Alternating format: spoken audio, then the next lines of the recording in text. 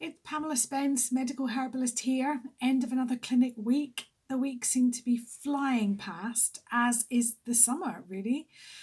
So it is the 23rd of July today, and I've just finished up. And this week I seem to be talking a lot about hay fever. So we've just in Scotland moved into the next hay fever season, which is the weed pollen season. So those of you who are not aware what it is that you are allergic to, if you start to suffer from now on to the end of summer, it'll be weeds mainly. So we're talking about things like mugwort, all the kind of weeds that grow along the side of the road is really what we're thinking about here. So tree pollen's the first one to come in the spring, grass pollen in the middle, weed pollen at this point of the year. And so what I have noticed and been talking a lot to people about is the fact that for many of us, when the days are dry, sunny and blue skies, the pollen's able to escape up. It goes up into the atmosphere. Now, right now, I'm looking out my window and it is cloudy, grey, and it's been raining for 3 days. And what that means is it's almost like the pollen is trapped under a blanket. So it just keeps vacillating between, the ground and the clouds and coming back down again. So some people were saying, why is it worse this week when the weather is actually, it's not so sunny? And that's why it's like the pollen is trapped in there, and that can be problematic. So things that you can do. Well, I've also been talking with patients a lot about your window of tolerance. So if you think about it, if your body is reacting to lots of things, lots of irritants in the air, the amount you've got kind of a window of tolerance where you feel okay. And if you go beyond this level, then you're into symptoms, right? And below this level is like your baseline.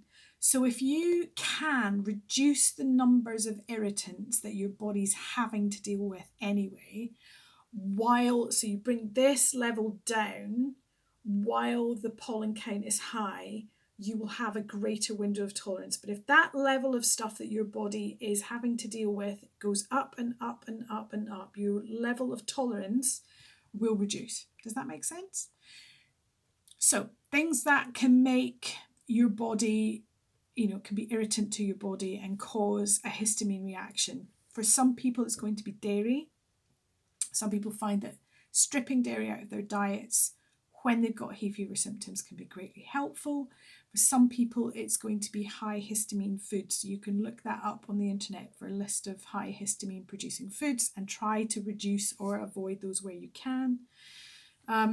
Other things you can do, so you can literally try to trap the pollen by taking a little bit of like a clear, make sure it's clear, lip balm, or beeswax if you use it, or coconut oil if you don't, around your nose, Vaseline if you've got it, not a great fan, but needs must, around your nose, traps the pollen, stops it going in.